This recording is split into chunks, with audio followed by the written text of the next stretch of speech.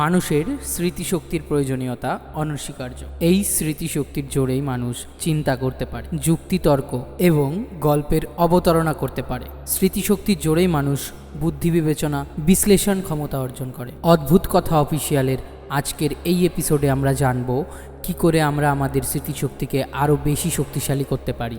তো বন্ধুরা, আমরা প্রায়ই একটা কথা শুনি ছাত্রছাত্রীদের সম্পর্কে। তাদের বাবা মায়েরা বলে থাকেন যে তাদের সন্তানদের স্মৃতিশক্তি দুর্বল, তারা কিছু মনে রাখতে পারে না, যার জন্য তাদের পরীক্ষার রেজাল্টও খুব খারাপ হয়।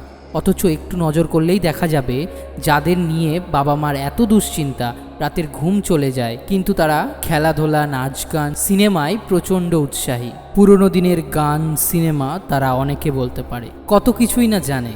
শুধু পড়ার বেলায় তাদের যত অনীহা, পড়ায় মন বসে না।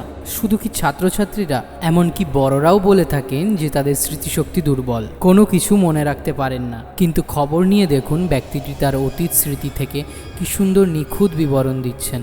তাহলে কি করে বলা যাবে যে তার স্মৃতিশক্তি দুর্বল? আসল কথাটা হলো স্মৃতিশক্তির অনুশীলন করতে হবে। যদি স্মৃতিশক্তিকে উন্নত করতে চাও, তাহলে স্মরণ রাখার ব্যাপারে নিজের আগ্রহকে বাড়িয়ে তুলতে হবে। আর যে বিষয়গুলোকে স্মৃতিতে ধরে রাখতে চাইবো, সেইগুলোকে গভীরভাবে আগ্রহ সহকারে পর্যবেক্ষণ করতে হবে। পরবর্তীকালে দেখা যাবে এই আগ্রহ ও পর্যবেক্ষণের জন্য উৎসাহ সৃষ্টি করায় নিজের প্রতি আর জোর প্রয়োগ করতে হচ্ছে না। স্মৃতিকে চর্চা না করলে স্মৃতিশক্তি ক্রমশ দুর্বল হয়ে পড়ে। তাই স্মৃতিশক্তিকে সবসময় সক্রিয় রাখতে হবে। আর একটা কথা, স্মৃতির প্রতি নিজেকে বিশ্বাসী হতে হবে, কারণ স্মৃতির প্রতি গভীর আস্থা থাকলে সে অনেক বেশি নির্ভরযোগ্য ও কার্যকারী হয়ে উঠবে। নিজেকে প্রতিজ্ঞাবদ্ধ থাকতে হবে।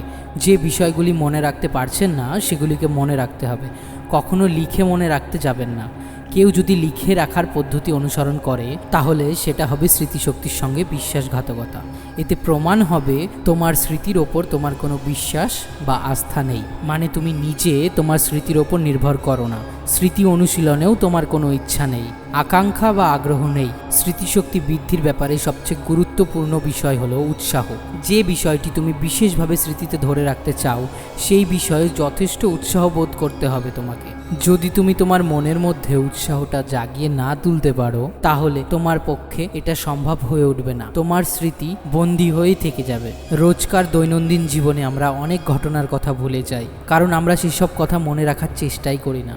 আর সেগুলোই আমাদের মনের ওপর কোনো প্রতিক্রিয়ার সৃষ্টি করে না। আবার আমরা অনেক কথা আছে যা ভুলে যেতে চাই, কিন্তু আমরা ভুলতে পারি না। যদি কোনো লয়ার আইন সংক্রান্ত বিষয়ের ওপর অসংখ্য রেফারেন্স বই পড়ে সেগুলোকে মনে রাখতে নাই পারতেন, তাহলে তিনি তার পেশায় কখনো সফল হতে পারতেন না। আবার যদি কোনো চিকিৎসক তার ডাক্তারি ফর্মুলা সব মনে না রাখতে পারতেন, তাহলে উনি ডাক্তার হিসাবেই ব্যর্থ হতেন।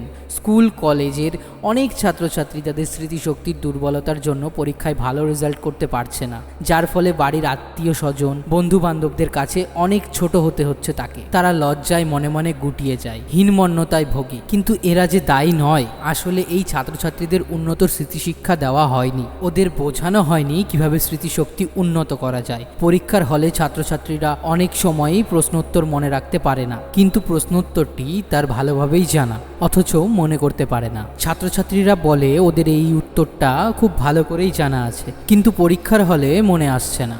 আসলে তার মনটা স্থির নেই, অন্য চিন্তা করছে। যদি সেই ছাত্র বা ছাত্রী একাগ্র হয়ে মানসিকভাবে নিজেকে সেই পরিস্থিতিতে ফিরিয়ে নিয়ে যায়, মানে যে পরিস্থিতিতে সে প্রশ্নোত্তরটি মুখস্থ করেছিল, তাহলে দেখা যাবে সব মনে পড়ে গেছে। অনেক সময় আমরা এক ঘর থেকে অন্য ঘরে কোনো জিনিস আনতে যাই, কিন্তু না নিয়েই ফিরে আসি, তার মানে আমরা ভুলে গেছি। সেই ঘরে এসে আবার তখন সেই জিনিসটার কথাই মনে পড়ে যায়।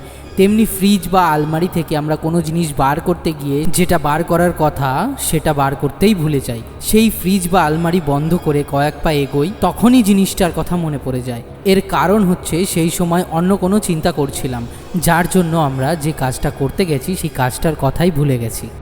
বন্ধুরা, আজকের ভিডিওটি এই পর্যন্তই।